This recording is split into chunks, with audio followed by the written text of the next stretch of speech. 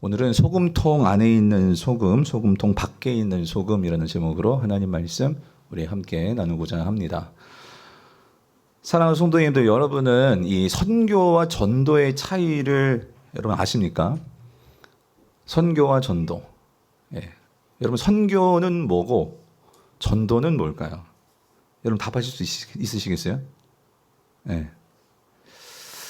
그 많은 경우에 제가 이렇게 선교가 뭐예요, 전도가 뭐예요 여쭤보면 극단적인 형태에서는 그 선교와 전도를 동일하게 생각하시는 그런 성도님들이 좀 많더라고요. 단지 차이점이 있다면 선교는 국내가 아니라 이제 뭐 선교사님들이나 또 여러분들 단기 선교 갈 수 있죠. 그러니까 해외에 멀리 나가서 복음을 전하는 것이 선교고, 전도는 그러니까 우리 삶의 영역 안에서 국내에서 혹은 우리 이웃들 주변 복음을 모르는 사람들에게 이 복음을 전하는 거, 그거를 전도라고 그렇게 생각하는 경우들이 많은 것 같습니다. 그런데 여러분, 결론부터 말씀드리면 물론 선교와 전도 단어가 틀리죠. 틀린데 성경이 우리에게 말씀해 주시는 이 선교의 개념을 놓고 본다면 분명 선교는 전도보다는 큰 개념입니다. 그리고 더 중요한 것은 이 선교는 하나님의 속성, 하나님의 본질과 관련된 중요한 개념입니다. 그래서 이 사진을 좀 보시면 잘 안 보일 수도 있는데,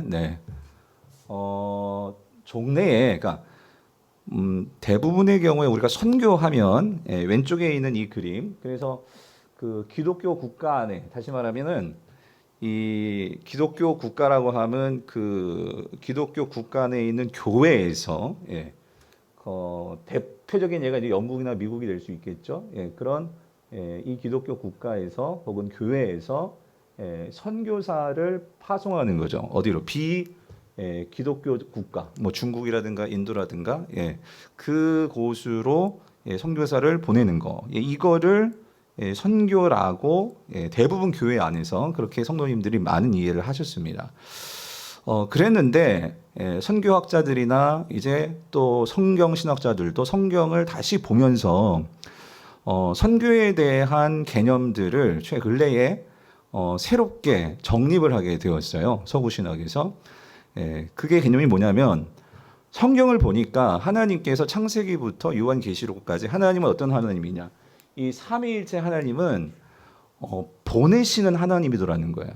무슨 말이냐면 하나님 자신이 세상에 보내시든지, 그리고 성경을 보니까 하나님께서 교회, 다시 말하면 하나님 백성을 부르셔서 그 하나님 백성인 교회를 세상으로 보내시는데, 그게 성경에서 말하는 선교도라는 거죠. 그래서 1차적으로 지금까지 교회는 선교를, 그러니까 교회의 이 사역으로서 이해를 했는데, 근데 성경을 보니까 단지 교회의 사역이 아니라 그러니까 하나님께서 직접 선교를 하시는, 즉 하나님이 보내시는, 하나님이 예수 그리스도를 보내시고 성령을 보내시고 그리고 이제는 교회를 세상으로 보내시는, 이 보내시는 하나님의 본성을 설명하는, 보여주는, 그것이 선교도라는 거죠. 그래서 우리가 이 성경 전체를 놓고 볼 때 이 선교를 가지고 하나님이 어떤 분이신지를 알 수 있더라는 거예요. 여러분들이 이제 창세기를 딱 성경을 피면 1장에 나오잖아요. 그 1장에서만 보더라도 거기에서 하나님의 이 보내시는 하나님, 선교하시는 하나님이 분명하게 1장에 드러나죠. 우리 27절, 28절을 보면 1장, 하나님이 자기 형상 곧 하나님의 형상대로 사람을 창조하시죠. 그러니까 이 창조를 위해서도 먼저 하나님께서 이 세상 가운데 들어오신 거예요. 창조를 통해서 들어오신 거죠. 그래서 사람을 창조하셨는데, 하나님 형상으로 창조하셨는데, 이제는 먼저 하나님이 오셨고 그 다음에 어떻게 하시느냐, 그 사람을 하나님 형상으로 창조하시면서 28절, 그들에게 복을 주시며 하나님이 그들에게 이르시되 뭐라고 하세요? 여러분 읽어보세요. 뭐라고? 생육하고 번성하여 땅에 어떻게 해요? 충만하라. 땅을 어떻게 해요? 이게 뭐죠? 보내시는 거죠. 세상으로 땅을 향해서 하나님께서 하나님 형상을 가진 그 사람들을 보내셔서 땅에 충만하도록 흩어지고 보내지고 그리고 그 땅을 정복하라, 그러니까 다스려라, 이 개념이죠. 그래서 좀 더 구체적으로 뒤에 보니까 그렇게 보내져서 그 땅에 있는 모든 것들, 바다의 물고기, 하늘의 새, 땅에 움직이는 모든 생물을 자 뭐예요? 다스리라. 다스리라. 그래서 여러분, 우리가 이 하나님 나라 임하소서 우리가 매번 찬양합니다. 영광송으로. 근데 그 하나님 나라의 중요한 개념이 뭐라고요? 하나님의 뭐예요? 통치, 하나님의 다스림. 그러니까 하나님께서 결국 사람을 세상으로 보내시는 것은 뭐 하게 하시기 위해서요? 그 세상 속에서 다스리게 하시기 위해서. 그 말은 다시 말로 말하면은 하나님 나라를 세우고 하나님 나라를 드러내게 하시기 위해서. 즉 다스리라, 이 개념, 하나님 나라 개념. 그러니까 여러분, 이걸 종합하면 우리가 이렇게 생각할 수 있는 것 같아요. 선교는 결국 하나님께서 사람, 하나님의 백성을 세상에 보내셔서 그 하나님의 사역에 우리를 참여시키는 거, 하나님의 사역에 동참시키는 거. 여러분, 그게 선교입니다. 그래서 1장을 넘어서 우리가 창세기를 보더라도 창세기 12장에서 하나님께서 누구를 부르시냐면 아브라함을 부르십니다. 근데 아브라함을 부르셔서 어떻게 하냐면 그 친척 본토 아비집을 떠나서 보내시죠? 어디로 보내세요? 내가 너에게 약속한 땅, 그 가나안 땅으로 하나님이 보내십니다. 왜? 그곳에 하나님의 나라를 세우기 위해. 그래서 이후에 그 아브라함의 후손이라고 하는 이 이스라엘 백성들, 히브리 민족이 애굽에 사로잡혀서 종살이 하고 있었죠. 그래서 이들을 구원하시기 위해서 하나님이 또 누구를 준비하셔서 보내시죠? 모세를 이 애굽에 보내십니다. 그래서 그 모세를 통해서 출애굽하여서 그 이스라엘 백성들을 또 어디로 보내세요? 가나안 땅으로 보내신단 말이죠. 그리고 그 가나안 땅에서 이제 하나님 나라를 세우시고 그들과 함께 하시는데 그들이 정신을 못 차려요. 그들이 하나님의 율법을 어기고, 우리가 지금 예레미야를 묵상하고 있잖아요. 그 하나님을 등을 집니다. 그럴 때마다 하나님께서 누구를 보내시느냐? 누구를 보내세요? 선지자들을 보내십니다. 그래서 여러분 이 말씀 보셨죠? 예레미야 7장 25절. 너희 조상들이 애굽 땅에서 나온 날부터 오늘까지 내가 내 종 선지자를 너희에게 보내되 어떻게 보냈다고요? 끊임없이 보냈다. 끊임없이 보냈다. 그러니까 하나님은 보내시는 하나님이라는 거예요. 그래서 그렇게 선지자를 보내가지고 정신 차리고 돌아와라 했는데 이들이 돌아왔어요? 안 돌아왔어요.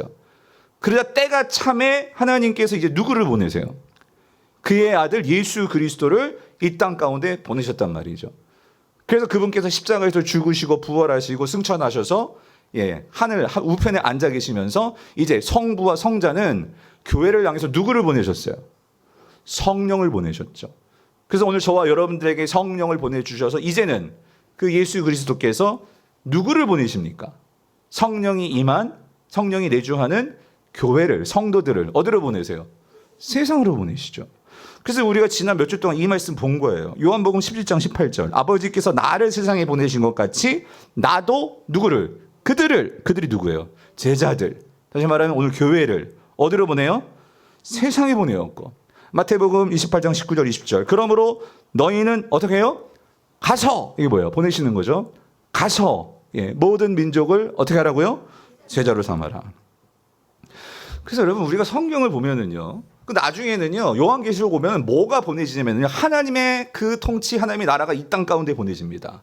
하나님의 나라는 이 땅 가운데 완전하게 임하게 되는 요한계시록 21장 22장. 그래서 여러분 선교는 뭐냐라고 이렇게 정의를 물으신다면, 선교는 그러니까 하나님의 명령을 따라 우리가, 하나님의 백성이 결국 세상으로 들어가는 것입니다.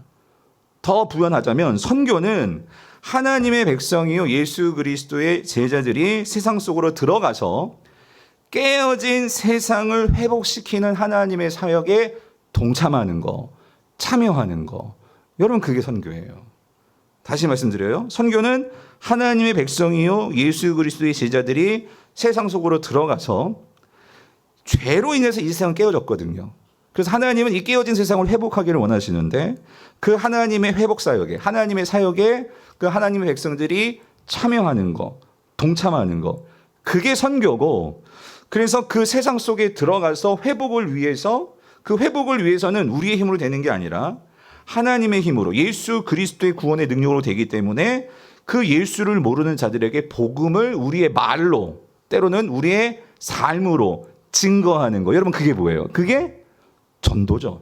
예, 전도. 그러니까 전도는 예수 그리스도의 그 행하심, 예수 그리스도가 전한 그 말씀, 예수 그리스도의 복음을 우리가 이 세상 속에서 말로 전하고 또 우리의 삶으로 보이고 또 섬김으로 보이고 하는 이 복음의 증거, 여러분 그게 전도죠. 그래서 여러분 이 그림 다시 한번 보여드릴게요. 이 그림 한번 보여주세요. 기존에 그러니까 선교를 기존에는 교회의 하나의 그 사역 중에 하나로 많은 성도님들이 많은 교회들이 그렇게 선교를 이해했습니다. 그래서 교회가 있고 그 교회 안에 많은 사역들이 있죠. 예배 사역이 있고 교육이 있고 선교가 있고 봉사가 있고 친교가 있고. 그래서 우리 교회 안에도 보면 선교에 이제 국내 선교, 해외 선교 이런 구체적으로 직접적인 선교 파트가 있죠. 이렇게 많이들 이해를 하고 교회가 선교를 이해했는데, 그런데 성경을 다시 우리가 자세히 보니까 그래서 이런 선교도 분명히 있습니다. 그래서 서구신학에서는 신학자들이 이거를 구분하기 시작했어요. 여기에서 이런 선교, 교회의 여러 사역 가운데 구체적으로 교회가 이제 하는 국내 선교, 당뇨 선교 같이 이것뿐만 아니라 또 의사 선생님들이 있는 교회는 의료 선교도 있을 수 있고, 뭐 미용하시는 분들이 있는 교회는 뭐 미용 선교가 될 수 있고, 뭐 군 선교가 여러 선교 사역들이 될 수 있어요. 그런 것들을 총칭해서 한 단어로 우리는 잘 구분이 안 되는데 영어로 보면 그걸 미션즈라고, MISSION이 미션이잖아요. 선교잖아요. 거기다가 뒤에다가 S를 붙여서 뭐 굳이 번역하자면 선교들 이렇게 번역할 수 있는데, 성경이 말하는 선교는 미션지가 아니라 미션이라는 거예요. 그랬을 때 그 미션은 뭐냐? 다음 그림 보여주세요. 이거라는 거예요. 하나님의 선교라는 거예요. 이 말은 하나님께서 그 선교적인 본성을 가지고 선교하시는 하나님이시고, 그래서 이 선교의 주체는 교회가 아니라 하나님이 선교의 주체라는 거예요. 그래서 선교라고 말할 때는 뭐냐면 하나님께서 그 하나님의 백성들인 교회를 세상으로 보내셔서 이 교회가 이 세상과 함께 있으면서 이제 이 교회를 통해서 세상에 학교, 병원, 봉사단체, NGO, 가정, 문화, 예술, 기업, 정부, 여러분들이 결국 오늘 우리가 이렇게 예배를 드리고 이제 교회로서 하나님께서 여러분들 세상으로 보내시죠. 이게 세상이라면 그 교회가 어떤 부분은 이제 문화 부분에, 어떤 분들은 뭐 학교, 어떤 분들은 기업, 뭐 다양한 부분으로 들어가서 이제 여러분들이 그곳에서 뭐 하는 거예요? 하나님의 이 세상을 회복하시는 사역에 참여하는 것. 그것이 뭐다? 그것이 선교고. 그래서 여러분들이 만약에 있는 곳이 여러분이 병원이에요. 그러면 그 병원에서 내가 알고 있는 그 복음을 내가 직접적으로 말로 선포하든지 혹은 나의 삶으로 그 복음이 뭔지를 증거하고 보여주는 것. 그게 뭐예요? 그게 전도죠. 그게 전도라는 거예요. 여기까지 이해가 잘 되시죠? 네. 그래서 성도님들, 전도는 분명합니다. 전도는 그러니까 예수 믿지 않는 사람들에게 복음을 우리의 입술로 말로 선포하는 것이 직접적인 전도입니다. 그래서 전도는 명확하게 오늘 이 많은 사람들, 즉 이 세상 사람들을 위해서 예수 그리스도께서 우리 죄를 위해서 죽으셨죠. 죽으시고 성경대로 죽은 자 가운데서 3일 만에 부활하셨죠. 그래서 그 부활하신 주님이 지금은 하늘과 땅을 통치하는 만주의 주로서 그 주님께서 예수 그리스도를 믿는 자들에게는 우리를 자유롭게 하고 구원케 하시는 성령을 우리에게 보내주시죠. 선물로. 그래서 그 선물을 받아 그 하나님의 백성된 자들, 그것이 구원이고 이것을 누리는 것이 복음이죠. 그래서 예수 그리스도를 모르는 자들에게 이 예수 그리스도를 소개하고 보여주고 알려주고 하는 것이 전도라는 거죠. 그래서 이 전도를 위해서는 반드시 우리가 뭐가 필요해요? 세상으로 뭐 해야 돼요? 들어가야 한다 그 소리죠. 그리고 하나님의 이 회복 사역에 참여해야 한다는 거죠. 그래서 성도님들, 선교와 전도는 어떤 면에서는 이건 동전의 앞뒷면일 수 있고요. 분명히 구분되지만 이 선교와 전도에 있어서 선교는 하나님께서 이 깨어진 세상을 회복하시는 이 총체적인 구원, 그 사역이 선교라면, 전도는 그 구원을 위해서, 회복을 위해서는 반드시 예수 그리스도의 복음이 필요해요. 그 예수 그리스도를 알리는 것이 전도라는 거예요. 그래서 여러분, 이거를 예수님께서 제자들에게 저는 뭐 복잡하게 설명했지만 예수님은 하나의 그림으로 비유로 설명한 것이 오늘 본문의 말씀이에요. 오늘 본문에서 예수님은요, 소금을 비유를 들어서 이걸 너무나 쉽게 너무나 정확하게 선교와 복음의 관계를 설명을 하십니다. 자, 여러분 13절을 한번 같이 볼게요. 13절. 우리 13절 같이 읽어볼게요. 시작. 너희는 세상의 소금이니 소금이 만일 그 맛을 잃으면 무엇으로 짜게 하리요? 후에는 아무 쓸데없어 다만 밖에 벌어져 사람에게 밟힐 뿐이니라. 자, 이 말씀은요, 그러니까 선교와 전도가 여기 다 들어가 있어요. 선교와 전도의 관계가 뭐냐? 그거를 설명하는 게 이 소금 비유인데, 자, 여기서 첫 번째로 우리가 한 세 가지를 나눠 설명할 건데, 너희는 소금이다라고 예수님께서 말씀하셨어요. 너희는 소금이다. 여러분, 이게 무슨 의미일까요? 그러니까 너희는 소금인데 어디의 소금이에요? 세상의 소금이다 이거예요. 그러니까 교회의 정체성은 소금이에요. 소금. 소금은 맛을 내는, 짠맛을 내고, 소금은 썩는 것을 부패를 방지시키고, 소금은 그런 여러 가지 역할을 하는 어떤 기능, 정체성, 그 소금의 정체성이 분명히 있죠. 자, 있는데 여기서 강조하는 건 뭐냐면 교회는 소금인데 어디의 소금이냐면 어디의 소금이다? 세상의 소금이다. 그럼 이 말은 무슨 말이냐면 소금이 소금으로서 맛을 낼 수 있는 것, 맛을 내야 하는 곳은 어디라는 거예요? 소금통 아니에요? 소금통 밖이에요. 어디라는 거죠? 소금통 밖이라는 거죠. 다시 말하면, 자, 소금이 있어야 할 곳은, 정말 소금이 있어야 할 곳은, 여러분, 소금통에 소금을 모아놓지만, 소금이 정말 있어야 할 곳은 소금통 아닙니까? 밖입니까? 아니에요, 밖이에요? 이쪽 동네만 대답을 하지. 밖이죠. 맞죠? 예, 밖이란 말이에요. 왜 그러냐면 소금통 밖에 있어야, 여러분, 소금통 안에 있으면요, 이게 정말 소금통 안에서는 정말 이게 짠맛이니 단맛이니 몰라요. 밖에 있어야 이게 진짜 소금이다. 밖에 있어야 제대로 그 소금의 맛이 어떻게 될 수 있을까요? 날 수 있다는 거죠. 그러므로 성도님들, 우리가 이 사실을 기억한다면, 여러분, 여기서 소금은 성도죠. 그 소금은 주님께서 말씀하시는 거예요. 어디에 있어야 되냐면 소금통 안에만 있는 것이 아니라 너희들이 소금이라면 반드시 소금은 어디로? 소금통 밖에서 뭐 하는 존재가 돼야 돼? 맛을 내는 존재가 돼야 돼. 여러분, 이게 교회를 향한 주님의 선교다 그 소리예요. 보내지는 거, 세상으로 보내지는 거, 그 보내진 곳에서 구체적으로 맛을 내는 거, 여러분, 이게 선교고 그곳에서 보내지는 것이 선교라면, 소금통에서 나오는 거, 보내지는 것이 선교라면 맛을 내는 게 뭐겠어요? 맛을 내는 건 뭐예요? 전도라는 거예요. 전도. 그래서 자 보세요. 그렇게 소금통 밖으로 보내져서 맛을 내야 되는데, 그런데 이런 일이 일어날 수 있다. 뭐냐면 소금이요, 맛을 잃어버리는 경우가 있다 그 소리예요. 그래서 여기 나오죠. 소금이 만일 그 맛을 어떻게 해요? 잃으면, 이 말은 소금이 그 맛을 잃을 수 있다 없다? 있다라는 거죠. 있다. 그럼 우리가 이걸 생각해 봐야 돼요. 언제, 어떻게 소금이 맛을 잃어버릴 수 있을까? 그러니까 이 말씀을 딱 듣는 사람들은 그 당시 이해를 했을 거예요. 뭐냐면 어떨 때 소금이 맛을 잃을까? 여러분, 그런 거 아니겠어요? 우리 그냥 상식적으로 생각해 보면 소금이 소금통 안에만 오래 있다 보면 그게 습기가 들고, 또 그렇게 되면서 물이 섞이고, 또 다른 뭔가가 막 들어와가지고 그러면서 변질되면 그 짠맛이 점점 약해지든지 그 맛이 변할 수가 있겠죠. 그렇죠? 그러니까 결국 소금이 세상에서 뿌려지면 그 소금은 녹아서 짠맛을 낼 수 있는데, 그런데 소금만 가득한 소금통에 있는데 쓰임받지 않고 그 안에서 오랫동안 묵혀지면 그 소금에 이렇게 비가 와가지고 물이 스며들고 그러면서 그 맛이 어떻게 될 수 있다? 변질될 수 있다 그 소리예요. 이거를 우리에게 적용해 보면 이런 말씀일 수 있겠죠.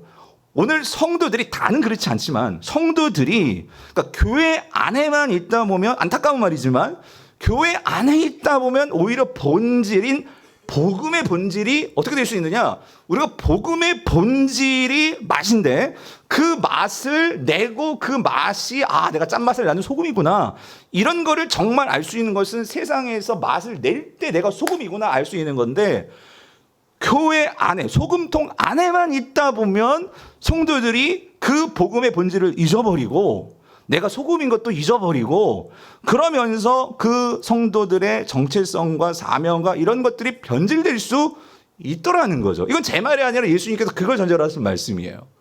맛을 잃을 수가 있다. 그러면서 여러분 우리는 이걸 기억해요. 나는 정말 소금으로서, 그러니까 우리는 교회 모일 때마다 그래서 제가 일깨워드리는 거, 여러분 설탕이 아니에요. 여러분은 소금이에요. 그러니까 소금이니까 소금은 소금으로서의 사명과 그 역할을 해야 되겠죠. 그거를 안다면 우리는 이제 소금통 밖으로 나와서 소금으로서의 역할, 소금으로서의 어떤 그런 기능, 우리는 그렇게 쓰임 받아야 되는 거예요. 아멘이십니까? 그러니까 이게 예수님의 말씀이란 말이에요. 그래서 여러분 소금이 제대로 쓰임 받는다는 것은 결국 맛을 내는 거예요. 맛을 내려면 소금통 안에서는 맛이 안 나요. 맛을 내려면 세상에서 어디론가 여러분이 그게 고기든지 뭐 그게 국이든지 뭐 어디 생선 위든지 어쨌든 그게 맛을 내든지 부패를 방지하든지 뿌려져서 뭐 해야 되죠? 맛을 내려면 어떻게 해야 돼요? 녹아줘야 돼요. 맞죠? 그래서 이것만 보더라도 참 예수님의 비유가 절묘합니다. 무슨 말이냐면 여러분 소금이 아무리 뿌려졌어도 밖으로 나왔어도 그 결정 그대로 있으면 맛을 낼 수가 없어요. 소금이 맛을 내려면 절대적으로 그 소금이 뭐 해야 돼요? 녹아줘야 돼요. 예.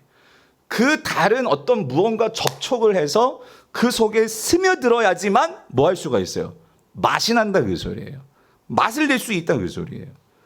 그러니까 여러분 나의 어떤 존재의 모습을 버리고 내가 다른 그 무언가에 스며든다는 것은 거기와 함께 내가 연합하거나 하여튼 그 가운데 내가 녹아진다는 것은 이거는 어떤 면에서요 자기 부인일 수 있어요. 나를 부인하지 않으면 우리는 녹고 싶지 않은 거예요. 나는 나로서의 어떤 결정체를 갖고 싶죠. 근데 주님은 뭐라고 하냐면 맛을 내야 된다. 녹아져야 된다. 그러니까 여기에는 분명히 희생이에요. 희생. 여러분 복음을 전한다는 거 세상에서요. 이거 쉽지 않은 일이죠 사실. 세상이 나를 거부할 수도 있고요. 내가 녹고 싶은데도 나의 자존심이 상해가지고 그래 알아서 해. 내가 그것을 내가 거부할 수도 있어요. 내가 솔직히. 그렇기 때문에 예수님께서 이 소금 비유를 말씀하시기 바로 직전에 이런 말씀을 하셨어요. 뭐라고 말씀하시냐면 11절 12절 같이 한번 읽어볼게요. 11절 12절 시작. 나로 말미암아 너희를 어떻게 해요? 욕하고 박해하고 거짓으로 너희를 거슬러 모든 악한 말을 할 때에는 너희에게 뭐예요? 복이 있다. 왜 이 말씀을 하셨을까요? 그리고 나서 이어져 나오는 비유가 소금 비유거든요. 그러니까 산상수훈을 주옥같이 말씀하셨잖아요. 산상수훈은 예수 그리스도의 제자, 하나님 나라의 백성으로서의 삶이 어떠해야 되느냐. 복음을 아는 자들의 삶에 이 복음, 행복한 소식이잖아요. 기쁨을 주는 소식이잖아요. 그거를 아는 자들은 그럼 세상 속에서 어떻게 살아야 될까? 그러시면서 이 말씀을 주시면서 소금 비유가 나온 건데 이 맛을 내는 소금 비유 내기 전에 이 비유를 말씀하시기 전에 이 말씀하셨잖아요. 근데 너희는 세상에 욕먹을 거야. 너희는 박해받을 거야. 그리고 너희에 대해서 거스르는 모든 악한 말들이 있을 거야. 이 말씀을 주신 거예요. 무슨 말이냐면 우리가 소금으로서 녹아지려면요 세상이 우리를 그렇게 반기지 않는다 그 소리예요. 우리가 힘들 수 있다 그 소리예요. 그런데 중요한 것은 주님은 분명히 그게 복이다라고 말씀하시면서 왜 복이냐? 12절 왜요? 기뻐하고 즐거워하라. 하늘에서 너희의 뭐가 상이 뭐하다? 크다 그 소리예요. 너희 상이 크다. 너희 상이 크다. 사랑하는 성도님들, 오늘날 예수님께서 분명히 우리에게 맡기시는 사명이 뭐냐면 우리는 분명히 소금통 밖으로 나가서 맛을 내는 자들이 돼야 된다 그 소리예요. 그래서 여러분 우리 주변에 보면 여러분 우리는 그러니까 소금이에요. 우리는 소금 맛을 알지만 세상 사람들 중에는요 그러니까 이거예요. 비유적으로 보면 소금의 맛을 모르는 사람들이 많단 말이에요. 그러니까 소금의 맛을 모르고 그냥 인생을 살아가는 거예요. 그런데 여러분 그 소금의 맛을 모르는 내 주변에 뭐 가족일 수 있고 이웃일 수 있고 또 동료일 수 있고 친구일 수 있고 그러니까 그분들에게 그러니까 우리가 어떻게 해요? 소금이 뭔지를 일단은 그 사람들은 몰라요. 그럼 어떻게 해요? 소금에 대해서 설명을 해줘야 되겠죠. 그리고 그걸 설명을 해줘서 이들이 알아들을 수 있지만 잘 모르기 때문에 우리는 우리의 삶으로 소금이 뭐라는 것을 뭐 우리의 표정이든지 그러니까 우리의 어떤 그런 행동이든지 예를 들자면 그러니까 우리의 삶으로 그거를 보여줘야 세상 사람들은 아 이게 소금이구나 그것을 알 수 있단 말이죠. 그래서 여러분 예수님께서 그러니까 예수님은 소금의 맛을 아시는 분이었어요. 여기서 말하는 소금은 예수님의 입장에서 생각해 보면 우리에게도 마찬가지예요. 하나님 나라의 그 복음이에요. 하나님 나라가 얼마나 그것이 우리에게 자유와 기쁨을 주는지 예수님은 하나님 나라에서 하나님 나라에서 살다 오신 분이잖아요. 그래서 그 하나님 나라의 맛을 알려주시는 분이 예수님이셨단 말이에요. 그래서 우리가 예수님이 이 소금을 전하는 이 소금이 뭔지를 알려주는 복음을 전도하는 내용을 우리가 복음서를 이렇게 쭉 읽다 보면은 예수님의 전도에 있어서 아주 중요한 세 가지 특징이 나오더라고요. 이건 제가 정리를 해봤는데 여러 학자들이 얘기한 걸 정리해 보니까 세 가지 정도로 이게 정리가 되더라고요. 그 세 가지가 뭐냐면 예수님의 전도에는 이 세 가지가 있어요. 첫 번째는요 확신입니다. 확신. 그리고 두 번째는 긍휼입니다. 그리고 세 번째는 이해입니다. 이해. 저 한번 따라해 보실래요? 확신, 긍휼, 이해. 이게 영어로 말하면 이게 3C예요. 이 확신은 conviction, 그리고 이 긍휼은 compassion, 그리고 이 이해는 comprehension. 그래서 CCC죠. 그래서 이 세 가지 C가 있는데 이게 무슨 말이냐면 이거예요. 예수님은 이 복음을 증거함에 있어서 첫 번째로 예수님 자신이 소금의 맛을 아시는 분이었어요. 그러니까 얼마나 소금이 요긴하고 얼마나 좋은지를 아시니까 그러니까 하나님 나라가 얼마나 하나님의 통치와 다스림이 우리의 삶을 자유케 하고 새롭게 하고 그런 새로운 삶을 가져다 주는지를 아시니까 그 하나님 나라를 목숨 걸고 전하셨어요. 그러니까 여러분 복음을 전함에 있어서는 먼저 내가 소금의 맛을 알아야 돼요. 내가 소금일 뿐만 아니라 소금이 얼마나 좋은지 그 맛을 내가 알아야 돼요. 확신해야 돼요. 확신. 그런데 여러분 이거요. 내가 확신했다고 그 확신 가지고 사람들에게 막 우격다짐으로 그렇게 말해서는 사람들의 마음을 열지 않습니다. 그리고 더 중요한 거, 나는 소금을 아는데 세상 사람들은 소금을 몰라요. 그래서 주님은 어떤 마음을 가지셨냐면 긍휼, 불쌍히 여기는 마음. 그러니까 예수님은요 이거예요. 이 세상 사람들을 바라볼 때 마치 목자 없는 양 같이 이 세상을 살아가고 있는 거예요. 여러분 한번 생각해 보세요. 김치 담그는데 소금 안 친다고 생각해 보세요. 김치 담글 수 있겠어요, 여러분? 불가능하겠죠. 담을 수 있나요? 모르겠어요. 예. 그러니까 이 소금이 없이 그게 얼마나 이게 뻣뻣해지고 이게 얼마나 이게 가능하겠냐 말이에요. 그러니까 예수님은요 이걸 모르고 살아가는 자들에 대한 긍휼함이 있었어요. 긍휼함. 그러니까 여러분 우리가 전도에 있어서 이 세상 사람들이 얼마나 그 생명을 모르고 정말로 갈급해하며 살아가는지에 대한 그 긍휼의 마음을 우리가 가질 때 우리는요 그들에게 이 좋은 것을 주고 싶을 거예요. 자, 그런데 또 한 가지 있어야 된다고요. 마지막이 뭐죠? 이해. 이 이해는 뭐냐면 상대방에 대한 이해예요. 다시 말씀드리지만 아무리 내가 확신을 갖고 있고 아무리 내가 그 사람 불쌍히 여긴다고 이 사람의 입장에서 그거를 맞춰주지 않고 무조건 내 입장에서 막 입도 작은데 이만한 사과를 입에다 쳐 박으려고 해보세요. 사과를 먹겠어요? 애들은 잘게 잘라줘야죠. 잘라줘서 그거를 넣어줘야 그걸 먹지. 그 어린 아이한테 사과 준다고 그 자르지도 않고 그 통째로 그걸 입에다 넣어주려고 하면 아무리 좋은 사과라도 여러분 그게 그 아이가 그걸 소화할 수 있겠어요? 그러니까 무슨 말이냐면 예수님이 전도하시는 방식을 보면은요. 예수님의 전도하시는 방식은 사람마다 다 달라요. 우리가 요한복음만 보더라도 요한복음 3장에서 니고데모를 전도하십니다. 이 니고데모는 학자입니다. 학자. 그러니까 율법의 학자예요. 그러니까 이 니고데모는 뭐가 항상 궁금했냐면 내가 하나님 말씀을 항상 연구하고 지키고 사는데 내가 과연 하나님 나라 갈 수 있을까? 영생을 가질 수 있을까? 이게 항상 궁금했어요. 그러니까 예수님께서 말씀하시죠. 너 영생 궁금하지? 그럼 영생을 어떻게 얻을까요? 묻잖아요. 그 영생을 얻으려면 너 어떻게 해야 돼요? 거듭나야 돼. 이렇게 말씀하시는 거예요. 거듭나? 여러분 생각해보세요. 사람이 엄마 뱃속에 들어갔다가 또 한 번 들어갔다가 태어날 수 있어요? 이게 말이 안 되잖아요. 그러니까 이 사람이 영생을 알고 싶은데 영생은 거듭남이래. 그러니까 궁금하잖아요. 그럼 도대체 거듭남이 뭡니까? 물과 성령으로 거듭나야 돼 하면서 주님께서 그에게 복음을 전함에 있어서 이렇게 풀어나가시는 거예요. 한 장 딱 뒤로 넘기면은요, 이번엔 사마리아 여인이 나와요. 이 사람은요, 학식도 없고요. 그러니까 이 여인은요, 그냥 인생의 가장 중요한 문제가요, 결국은 이거였어요. 이 여자는요, 다른 사람들은 다 그냥 그 아침에 선선할 때 물 깃는데, 이 여자는요, 사람들 만나기 싫어서 사람들이 아무도 없을 때 그 정오에 그 태양볕에 항아리 이고 나와서 물 깃는 여자가 이 여인이에요. 그러니까 이 여인에게 있어서 인생에 있어서 그의 가장 힘든 건 뭐냐면은 이 물이에요. 물. 그러니까 예수님께서 딱 그걸 이해하시고 뭐라고 말씀하세요? 내가 정말 마르지 않는 그런 생수, 물을 알고 있는데 당신 이 물 좀 알고 싶지 않으세요? 알고 싶죠. 내가 얼마나 이 물 때문에 정말 사람들한테 정말 얼굴 안 팔리려고 그 사람들 피해가지고 그 정오에 물 길러 나오는데, 아니 그 영원히 마르지 않는 물이 있다면 내가 그거 물 떠가지고 정말 사람 눈치 안 보고 살고 싶겠어요? 안 살고 싶겠어요? 살고 싶죠. 그 예수님께서 뭐라고 말씀하세요? 그 여자를 그 갈급한 이 남자들한테 버림받고 사람들한테 그렇게 손가락질 당하면서 그 시선이 싫어서 지금 물 길러 나오고 있단 말이에요. 정오에. 그러니까 그 물을 말씀하시면서 내가 영생하는 샘물을 내가 알려줄게, 마르지 않는 물을 알려줄게 하면서 주님께서 그 사람을 이해하면서 복음을 전하시더라는 거예요. 여러분, 우리가 전도할 때 어떻게 전도하죠? 그래서 여러분, 전도에는요 대화가 필요해요. 그러니까 우리가 무조건 막 그냥 예수 천당 불신 지옥도 필요하겠지만, 아무리 성경을 봐도 여러분 예수님의 전도는요 인격적이셨어요.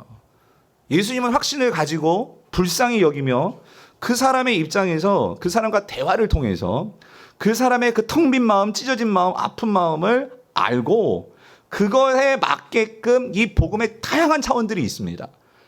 그 다양한 차원들을 가지고 주님께서 말씀을 전도하셨다고 해서. 그래서 여러분 제자들도 이제 그런 예수님이 전도하는 모습을 봤겠죠. 그래서 베드로가 예수님께서 그렇게 전도하는 스타일, 전도하시는 모습을 보고 베드로도 이제 전도를 가르쳐 주는데 그의 성도들에게 뭐라고 말을 하냐면 베드로전서 3장 15절이에요.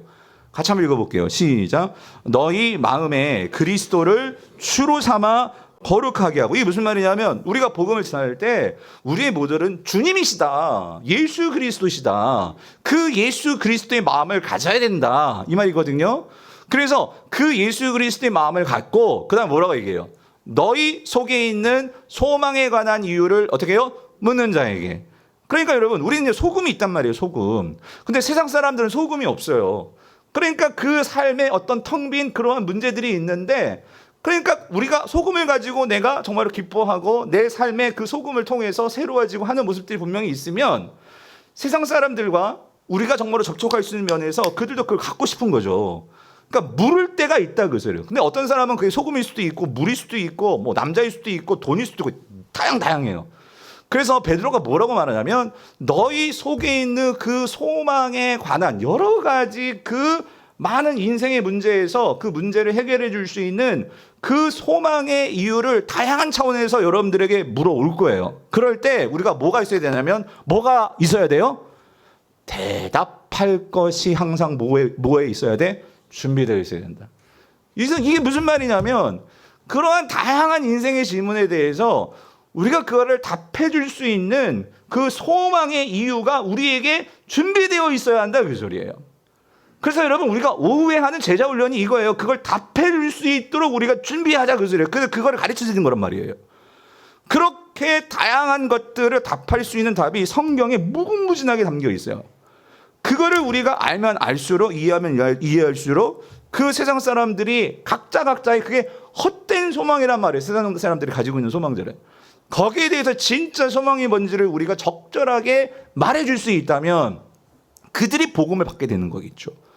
근데 여기서 또 한 가지 중요한 게 있어요. 그렇게 소망에 관한 준비는 내가 하고 있어야 돼.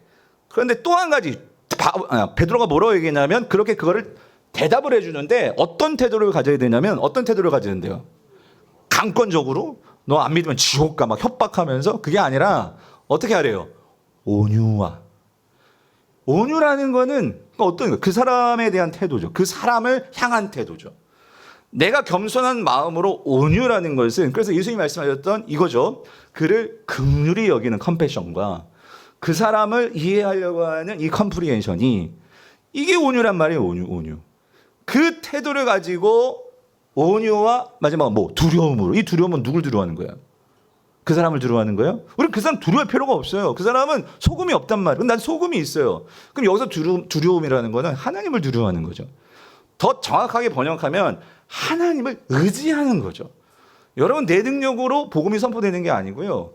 성령께서 내 마음속에서 그 사람의 텅 빈 마음과 그 사람의 결핍이 무엇인지를 알게 해주시면 내가 하는 이 말을 이용하셔서 사용하셔서 그들의 심장과 그들의 마음과 그들의 모든 그 상처난 부분들을 우리가 어루만질 수 있단 말이에요. 그건 내 능력이 아니야. 하나님께서 성령께서 나를 사용하셔서 그렇게 하시는 거죠. 그래서 여러분이 정말 하나님의 인도함을 받고 정말 하나님을 기쁘시게 해드리고 성령 안에서 민감해지려고 하면은요, 확실한 방법은 전도하는 거예요. 전도를 해보면 얼마나 우리가 세상 속에서 첫 번째는 선교가 되어지죠. 두 번째는 복음을 증거하려고 하죠. 세 번째는 예수님의 마음을 가지고 이 확신과 이 동정 긍휼과 이 이해를 가지고 예수님이 하셨던 것처럼 내가 그렇게 하려고 애를 쓰니 여러분 하면 할수록 분명한 것은 내가 누구를 닮아갈까요? 주님을 닮아갑니다. 주님을 닮아간다 그 소리예요. 그래서 제가 오늘 마지막 한 가지 예를 여러분께 드릴게요. 왜냐하면 우리가 이제 전도를 하는데 전도를 한다면 제가 전도를 할 때 저도 목사지만 제일 힘든 부분이 뭐냐면요 이런 거예요. 성도님들한테는 여러분 우린 죄인입니다를 자신 있게 말할 수 있어요. 왜? 여러분들과 저는요 죄인이 뭐라는 개념을 다 알고 있기 때문에. 그리고 성경은 분명히 모든 사람은 뭐래요? 죄인이래요. 그죠? 그래서 제가 여러분 우리 장로님 죄인이에요. 권사님 죄인이에요 라고 말해도 기분 안 나빠요. 왜? 나도 죄인이니까. 박유한 목사도 죄인이거든. 우리 모두 다 죄인이에요. 그렇죠? 그러니까 우리는 이 죄인이라고 교회 안에서 얘기할 때는 우리가 통용하는 의미가 있어요. 그러니까 거부 반응이 없어요. 근데 여러분 세상에 나가가지고 예수 믿지 않고 하나님 믿지 않는 정말 생짜하게 세상 사람들한테 당신 죄인이에요. 당신 죄졌어요. 이렇게 얘기하면 좋아할까요? 싫어할까요? 싫어합니다. 왜 싫어하죠? 왜 싫어하냐면 여러분 내가 이해하는 죄의 개념과 세상 사람들이 이해하는 죄가 다르기 때문이에요. 그러니까 여러분 우리가 전도할 때 많은 오류가 뭐냐면요 이거예요. 전도할 때 우리가 알고 있는 단어로 성경적인 용어로 전도를 해보세요. 그 사람들이 아무것도 이해 못해요. 듣지만 완전히 다른 세계란 말이에요. 다른 세계. 그러면 그들에게는요, 그러니까 이런 거예요. 복음을 나타낸다는 게 뭐냐면은요, 그러니까 한 번 거치는 작업이 필요하다 그 소리예요. 그 사람은 복음을 직설적으로 이해를 못해요. 그래서 우리가 이 복음, 즉 성경적으로 나오는 이 용어들을 우리가 그거를요 설명해 줄 수 있어야 돼. 해석해 줄 수 있어야 돼요. 근데 교회 오래 다니신 분은 너무나 우리가 막 은혜, 막 충만, 뭐 성령, 뭐 이런 모든 단어들이 우리는 익숙하지만 세상 사람들은 몰라요. 그러면 우리가 그거를 하나씩 세상 사람들의 입장에서 설명해 줘야 되는데 죄도 그렇다 그죠? 죄인도 그렇다 그 소리. 그래서 여러분 준비하고 있으라고 했잖아요. 여러분 성경을 우리가 그런 관점에서 보면은요 상당히 많이 하나님은요 이 죄를요 여러 가지 그림에서 우리가 죄인이구나 하는 것을 생각할 수 있게끔 설명해 주십니다. 우리가 선지서를 보더라도 이스라엘 백성들에게 너희들이 죄인이야 라고 말할 때 어떻게 하나님이 말씀하십니까? 하나님을 버리고 우상 숭배하는 것을 간음으로 설명하시잖아요. 내 아내가 다른 남자하고 여러분 내 남편이 다른 여자하고 여러분 한번 전 그 상상만 해도 끔찍한 거예요. 선지서를 볼 때마다 여러분 그렇지 않아요? 그러니까 이 간음이 죄, 이게 하나님 앞에서 우리가 버리는 그 죄가 이 간음이다. 우상숭배가 그렇다 그 소리잖아요. 뿐만 아니라 여러분 또 어떻게 설명해요? 아버지와 아들이 있는데 이 자식이 아버지를 막 학대하고 그 말을 막 무시하고 그러니까 이게 하나님께서 죄를 설명할 때 부모의 관계에서 부자의 관계에서 그렇게 설명을 하시죠. 그런데 예수님께서 죄를 설명하실 때 또 하나의 그림이 있더라는 거예요. 이건 연세대 신과대 김학철 교수님의 강의를 제가 듣고 가지고 온 건데 되게 많이 의미가 있어요. 그래서 보세요. 예수님이요 죄를 설명하시는데 어떻게 설명하시냐면 예수님은 죄를요 빚진 자로 설명을 하십니다. 빚진 자. 그러니까 무슨 말이냐면 여러분 우리가 빚을 졌으면 빚을 갚아야 돼 안 갚아야 돼요? 당연히 갚아야죠. 그렇지 않아요? 그런데 내가 빚을 안 지고 빚을 졌는데 내가 빚진 자인 것처럼 행세하지 않고 마치 내가 그 집의 주인인 것처럼 막 그렇게 막 돌아다니면서 사람들한테 사기치고 만약에 그렇게 내가 주인인 것처럼 막 그렇게 산다고 생각해 보세요. 그 진짜 죄인이에요, 죄인 아니에요? 죄인이죠. 근데 예수님께서 이거를 사용하십니다. 어디서 알 수 있느냐? 여러분 우리가 주기도문을 보면은요, 우리 너무나 맨날 외우고 있는 주기도문에 마태복음 6장 12절 우리 같이 한번 읽어볼게요. 시작. 우리가 우리에게 죄 지은 자를 사하여 준 것 같이 우리 죄를 사하여 주시옵고예요. 우리는 지금 죄로 번역이 됐는데, 근데 이게 그러니까 우리는 이건 그냥 죄 이제 직접적으로 이건 이제 의역이라기보다 그렇게 이제 빚진 자를 죄로 예수님께서 말씀하시는 것을 우리가 그렇게 인식할 수 있도록 우리는 죄로 그렇게 번역을 해버렸어요. 근데 제가 왜 이 말을 하냐면 헬라어 원문을 보면은요, 헬라어 원어적으로 이 죄라는 단어가 성경에 여러 가지 단어가 있는데 여기서 예수님께서 죄 용서와 관련해서 쓰신 단어는 오페일레마가 이 죄인데, 이 오페일레마라는 헬라어의 뜻은 뭐냐면은 빚, 채무, 부채라는 뜻이에요. 예. 그래서 자, 빚졌다 그 소리요. 빚졌는데 여기서 이 사하여 준다, 그러니까 용서하여 준다 그 의미잖아요. 근데 여기 이 사하여 준다, 용서하여 준다라는 동사도 이게 아피에마예요. 아피에마는 정확한 의미는 빚을 탕감해 주는 거예요. 빚을 탕감해 주는 거. 그래서 만약에 이 말씀을 지금 우리는 이제 죄로 번역이 됐지만 1세기 당시 예수님께서 주기도문을 가르쳐 주실 때 제자들은 죄를 어떻게 이해했냐면 이렇게 이해했을 거예요. 제가 다시 번역해 볼게요. 우리가 우리의 채무자의 그 빚을 탕감해 주었듯이 하나님도 우리의 이 빚을 탕감해 주세요. 여러분, 이게 죄 용서의 개념이에요. 그러니까 다시 말하면 죄는 빚이라는 것이 예수님께서 주기도문 안에서도 그렇게 설명을 하신 거죠. 자, 근데 여러분, 이게 왜 중요하냐면 예수님께서요, 우리가 죄인인 것을 이 빚으로 설명하셨어요. 어디서 설명하시냐면 자세하게 집에 가서 마태복음 18장을 꼭 한번 읽어보세요. 마태복음 18장에 1만 달란트 빚진 자의 비유가 나옵니다. 거기에 1만 달란트 빚진 자가 나오고요, 100데나리온 빚진 자가 나옵니다. 그런데 주인이 1만 달란트라는, 이게 우리나라 지금 돈으로 환산하면 6조입니다. 6조의 돈을 탕감해 주었습니다. 6조의 돈은요, 나라도 그렇고 어떤 누구도 이거를 갚을 수 없는 능력의 빚이 6조입니다. 6조. 그렇죠? 그런데 100데나리온은요, 이건 1,000만 원입니다. 1,000만 원도 작은 돈은 아니죠, 여러분. 1,000만 원 빚진 자가 있는데 이 6조 탕감 받은 사람이 그 주인에게 탕감받고 나와서 길을 가다가 내 돈 1,000만 원 빚진 사람을 만난 거예요. 만났는데 그러면 생각해 보세요. 만약에 여러분 그 1,000만 원 받은 사람 그 빚 탕감해 줄 수 있으시겠어요? 없으시겠어요? 진짜?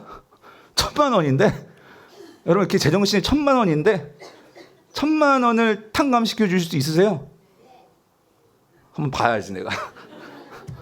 여러분 이게 우리가 쉽게 지금 이렇게 생각하지, 여러분 우리가 현실에 만약에 닥쳐가지고, 그러니까 여러분 이 1,000만 원을 탕감해 준다는 거는 이건 쉽지 않은 일일 거예요. 근데 여러분 이걸 탕감해 줄 수 있기 위해서는 뭐가 전제돼요? 내가 얼마 빚이 졌던 자예요? 6조의 그 돈을 빚진 자였어요. 근데 주인이 그거를 어떻게 했어요? 탕감해 줬어요. 그러면 그거를 정말 아는 자면 나는 그 빚을 주님께서 다 탕감해 주셨거든요. 그러면 그거를 안다면 여러분 나는 그 은혜를 알고 여러분 세상에 나가서 어떻게 살아야 될까요? 그러니까 이 주인이 그 6조를 탕감해 준 것은 어떤 의미가 있을까요? 근데 나중에 이 사람이요, 그 1,000만 원 빚진 자를요 잡아가지고 돈 안 갚는다고 막 패고 막 돈 갚어 그래가지고 이 사실을 나중에 주인이 알았어요. 그래서 그 주인이 그 이야기를 듣고 어떡합니까? 그 사람 다시 불러가가지고 너 어떻게 그럴 수 있느냐? 내가 6조를 내가 탕감해 주었는데 너 어떻게 그럴 수 있냐? 그래서 그 사람을 감옥에 넣고 그렇게 하죠. 이게 뭘 말하는 걸까요? 이 주인이 6조를 탕감해 줄 때에는 어떤 기대, 어떤 마음이 있을까요? 너도 세상에 나아가서 그렇게 너에게 어떤 그런 빚진 자가 있다면 너도 어떻게 해주는 삶을 사는 게 이 주인의 뜻일까요? 빚을 탕감해 주면서 그렇게 살아라. 예, 그게 주인의 뜻이 아닐까요? 성도님들, 이게 오늘날 우리 현실 한번 적용해 볼게요. 여러분, 오늘날 우리 사회는요, 극심한 자본주의 사회예요. 극심한 자본주의 사회에서는요, 이 자본주의를 이끄는 가장 중요한 이념은 능력주의예요. 능력주의. 그러니까 무슨 말이냐면 내가 애써서 돈 벌고 내가 노력해서 돈 벌고 내가 노력해서 누리는 거는요, 이건 다 내가 얻은 거예요. 내 힘으로 내 노력으로 내가 얻은 거예요. 그래서 능력주의라는 것은 과거에 이런 거죠. 신분제도화에서 이게 귀족사회나 봉건사회나 이런 사회들은 신분이 노비면은 애도 노비고 평생 노비입니다. 내가 귀족이면은요, 걔는 무조건 귀족이고 왕족이고 그렇게 되는 거죠. 그런데 이제 이 자본주의 사회라는 그런 모든 것이 다 철폐되었어요. 내가 노력하는 만큼 내가 능력이 많으면 많을수록 내가 많은 것을 누리고 내가 높은 자리에 오를 수 있고 그러니까 얼마나 정당해요. 얼마나 공정해요. 많은 사람들이 그렇게 생각을 해요. 공정하다. 능력주의. 능력으로 평가받는 것은 너무나 공정하다. 이게 자본주의가 우리를 끌고 가는 중요한 이념인데 근데 질문해 볼게요. 여러분 능력주의가 정말 공정할까요? 그래서 지금 세상에서도요. 이런 여러분들이 잘 알고 있는 정의란 무엇인가라는 책을 쓴 이 마이클 셀던 교수 같은 하버드 정치학 교수요. 요번에 공정하다는 착각이라는 책을 썼어요. 최근에. 이 책에서 이 교수님이 질문하는 바는 뭐냐면요. 이거예요. 문제는 오늘날 능력주의가 과연 모든 사람에게 같은 기회를 공정하게 주는가? 이게 이 책을 끌고 가는 가장 중요한 질문이에요. 능력주의가 과연 모든 사람들에게 그런 공정한 기회, 공평한 기회, 정말로 그런 뭔가 신분 상승할 수 있는 기회를 주는가? 책의 결론은 아니다 그 소리예요. 왜 그러느냐? 여러분 사실 하나님이요 이 세상에 우리를 보내실 때요 하나님은 똑같은 능력을 주셔서 보내시지 않으셨어요. 우리가 달란트 비유만 보더라도 어떤 사람 5달란트, 어떤 사람 2달란트, 어떤 사람 1달란트 주죠. 그렇죠? 처음부터 이게 능력주의가 아니라 하나님께서 다 다르게 우리를 이 땅에 보내셨어요. 그러면 여러분 하나님의 개념에서 생각해 보면 여러분 이거예요. 많이 받은 자는요. 많이 받은 것은 은혜고 특권이에요. 그러면 많이 받았어요. 그것은 왜 많이 받은 걸까요? 어떤 면에서 그 사람은 빚진 자입니다. 예. 하나님께서 더 많이 준 것에 대한 빚을 가지고 있는 거예요. 그러면 그 빚을 가지고 어떻게 해야 돼요? 그 빚을 누군가에게 갚아주는 삶을 살아야 되는 것이 하나님의 논리인데 이거는 이제 여러분들과 저는 예수님을 아니까 제가 설명했지만 세상 사람들에게 만약에 이 능력주의를 가지고 설명한다면 여러분 이런 거예요. 그러니까 모든 사람들은 능력주의로 내가 성공하고 내가 부자가 되고 그 모든 것들을 누리면서 내가 사는 것이 내가 노력한 거니까 공정하다고 생각하는데 근데 여러분 생각해 보세요. 이 책에서도 예를 드는 게 뭐냐면 이런 예를 들어요. 미국 사회에서 이 프린스턴 아주 좋은 대학교죠. 예일 대학 이런 대학에 들어온 학생들을 보니까 미국의 소득이요. 소득 하위 60%나 되는 이 출신 아이들보다 상위 1% 소득 수준 1%에 해당하는 애들이 대부분이 프린스턴과 예일을 차지하고 있다는 거예요. 그러면 세상은 공정하다는 것은 뭐냐면 좋은 대학 들어가서 그래서 입시를 통해서 시험을 봐서 좋은 대학 들어가서 좋은 대학 나오고 좋은 직장 취업하면 그럼 능력 좋으면 좋은 데 가서 돈 많이 벌 수 있잖아. 이렇게 능력주의는 그렇게 우리를 말하지만 여러분 능력이 똑같을 수 있냐고요. 아니 내가 좋은 부모 만나가지고 어렸을 때부터 그 엄청난 사교육 받고 그렇게 공부시켜가지고 입시를 치르면 근데 우리 부모님 가난해가지고 사교육도 없고 혼자 그냥 놀든지 말든지 그런 집안에서 만약에 그렇게 서가지고 만약에 시험을 치면 당연히 입시라는 자체가 이게 공정성을 추구하기 위해서 이 점수로 평가한다고 하지만 이게 공정할 수가 있냐 말이에요. 근본적으로 없다 그 소리죠. 그런데도 이러한 좋은 대학에 들어가고 내가 좋은 것을 누리면 능력주의는 그 모든 것이 누구의 능력으로 생각하게 나의 능력으로 생각하게 만든다 그 소리예요. 그러니까 오히려 그렇게 좋은 대우 못 받고 좋은 일 하지 못하는 그런 사람들은 어떻게 생각해요? 능력이 없어서 그래. 노력하지 않아서 그래.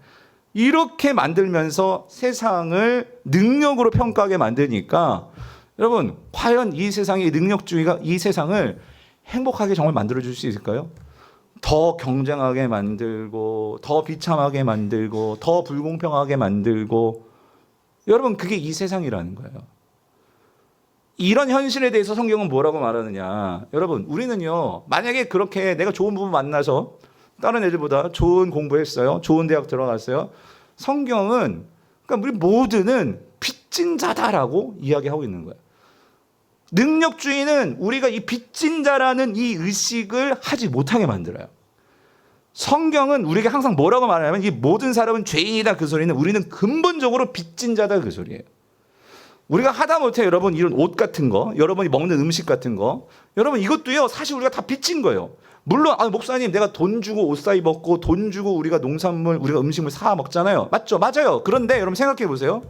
상당히 많이 여러분 이 모든 우리가 누리고 있는 것들은요 돈을 어느 정도 우리가 시장에 지불하지만 그 농부들의 땀과 많은 사람들의 그 도로를 깔아놓고 전기를 대주고 곳곳에서 정말로 헌신하고 땀을 흘리고 많은 사람들이 만약에 없으면 아무리 돈이 있어도 여러분 그걸 누릴 수 있어요?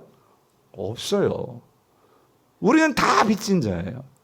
하나님이요 우리를 이 세상에 태어나게 할 때부터 우리는 빚진 자예요. 무슨 말이죠? 여러분 이 세상에 부모님의 빚 안 지고 태어난 사람들 있습니까?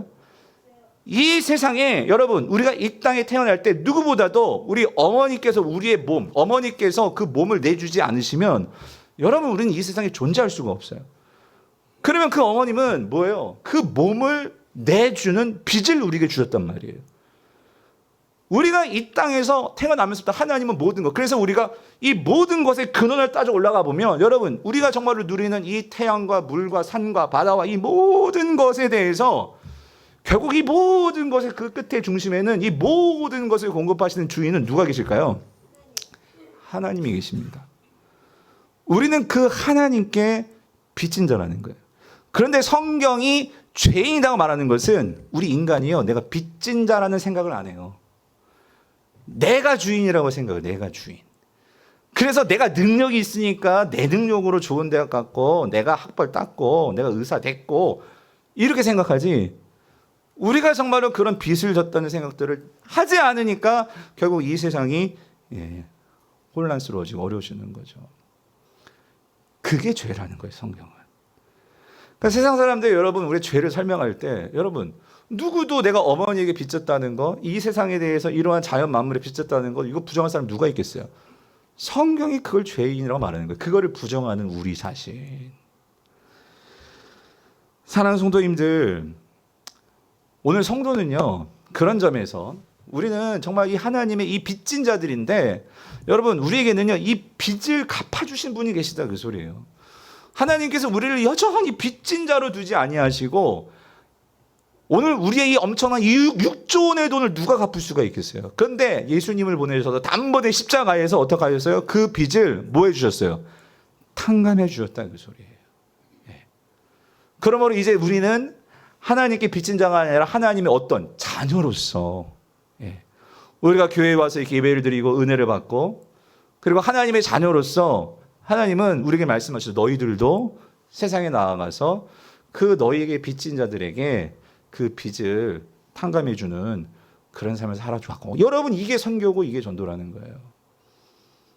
그래서 제가 다음 주부터 더 구체적으로 우리 더 전문가들 오셔서 말씀을 전해 주시겠지만 제가 우리 교회를 보면서 참 요즘 참 감사하고 기쁜 것은 우리 교회가 점점 더 정말 이 하나님의 이 은혜를 알고 그 은혜를 정말로 정말 그 6조 원이나 되는 내가 돈을 다 갚을 수 없지만 그러나 그 은혜를 알아서 그거를 갚고자 이렇게 애쓰시는 성도님들이 여기저기에서 이렇게 일어나시는 것을 보면서 너무나 기쁜데, 여러분 오늘 주보에 간지 넣어드렸지만 이 드리머 캠프 있잖아요. 여름방학 드리머. 이거는 제가 시킨 것도 아니고요.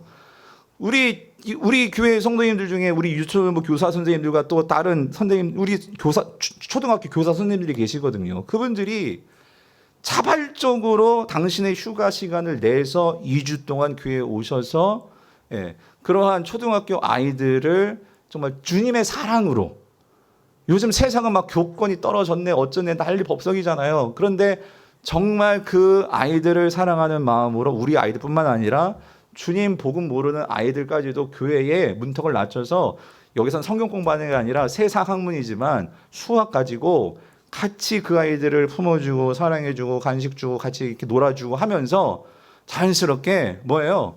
그 복음을 삶으로 보여주는 거죠. 이거를 하기 위해서 드리머 캠프를 한다는 거예요. 여러분 그걸 한다고 목사님을 통해서 이광희 목사를 통해서 예산안 만들어가지고 올라왔는데 여러분 어떤 목사가 어떤 당회가 그거를 마다하겠습니까? 여러분들이 이렇게 성도들이 섬기도록, 그래서 우리가 그동안 에듀투게더 헌금을 모아놓은 거 아니겠어요? 그래서 당에서 그걸 지원하겠습니다 해가지고 그래서 8월 달에 이제 그거 하는 거예요. 여러분께 드린 거는 그 기도 제목 보시고 저는 우리 교회가 이렇게 자발적으로 우리 성도님들이 여러분이 가지고 있는 어떤 그러한 하나님이 주신 것들을 가지고 우리가 그렇게 우리가 빚진 자의 심정으로 우리가 작을지라도 그렇게 빚을 갚을 때 여러분 하나님께서 얼마나 그것을 기뻐하시겠냔 말이죠. 그런 차원에서 8월 달에도 우리가 한번 뭘 생각하고 있냐면 우리 반찬팀하고요. 우리 쌍문 삼동에서 우리 어르신들 모여가지고 초청해가지고 한번 삼계탕 파티를 좀 했으면 좋겠다. 삼계탕. 그래서 그분들을 삼계탕을 대접하면서 그래서 그분들이 오셨을 때 여러분들 중에 마음만 있으시면 언제든지 오세요. 우리가 교회에서 마을 잔치할 때는 이건 관에 재정을 들여서 하다 보니까 우리가 봉사는 하지만 우리가 주관은 하지 못하니까 어떤 복음을 전할 수 있는 기회가 없는 거예요. 근데 이건 우리가 재정 내고 우리가 초청해서 교회에서 하는데 그러니까 성도님들 중에 내가 정말 이 기회에 정말 그분들 어르신들 오셨을 때 내가 복음을 증거하고 싶습니다 하는 분들이 계시면 여러분들이 주방에서 봉사할 수도 있고 여러분들이 그분들의 옆에 안내하면서도 복음을 전할 수 있고 바라기는 저는 우리 교회 성도님들이 소금통 안에만 머물러 있는 소금 되지 않기를 간절히 축원합니다. 주님께서 소금이 맛을 잃으면 그냥 세상에 버려질 뿐이라고 말씀을 하셨어요. 바라기는 우리가 어떤 모습이든 우리 교회가 모든 성도님들이 공동체적으로도 소금의 맛을 낼 뿐만 아니라 여러분의 각자 삶에서도 이제 내일 보내지는 세상 속에서 정말 소금의 맛을 내시는 우리 모든 성도님 될 수 있기를 여러분 주님의 이름으로 축원드립니다.